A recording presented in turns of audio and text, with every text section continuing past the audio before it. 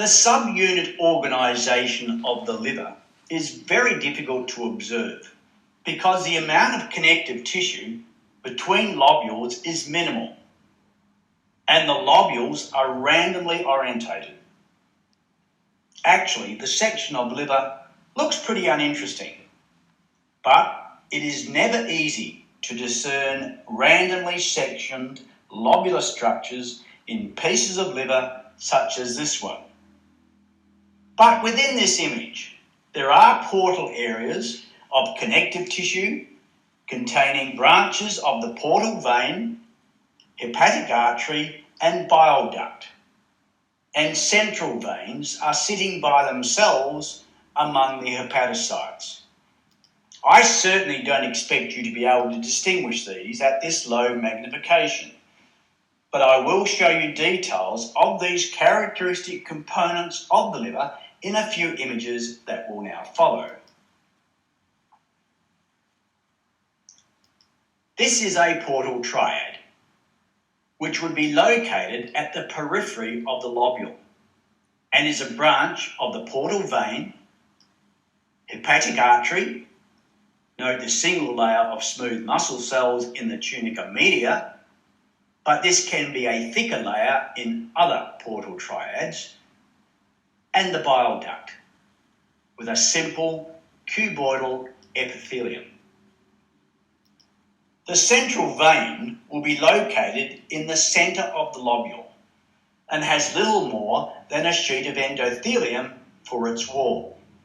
See the flattened nucleus of an endothelial cell here and here, with a minimum of connective tissue, which is collagen, that is not really resolvable that clearly here.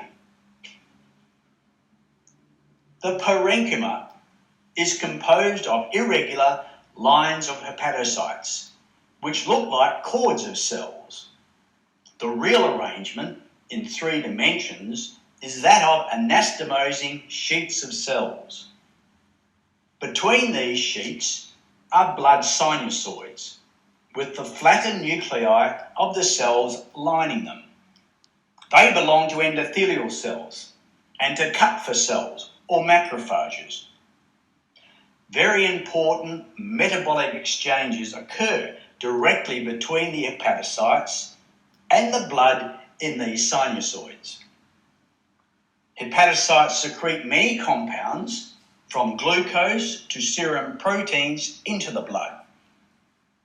To facilitate this endocrine secretion, the expected basement membrane of both the endothelial cells lining the sinusoids and the hepatocytes themselves is absent. And without this glue, a narrow space called the space of Dis develops between the 2 epithelia. But again, this is not resolvable in this image. The liver is also an exocrine gland, with bile as its exocrine secretion. Every hepatic cell is in contact with at least one bile canaliculus, which it secretes bile into. These canaliculi form an anastomosing network which eventually drains into a bile duct in the portal area. The canaliculi actually are very narrow channels between every 2 adjacent hepatocytes and do not have any other wall of their own.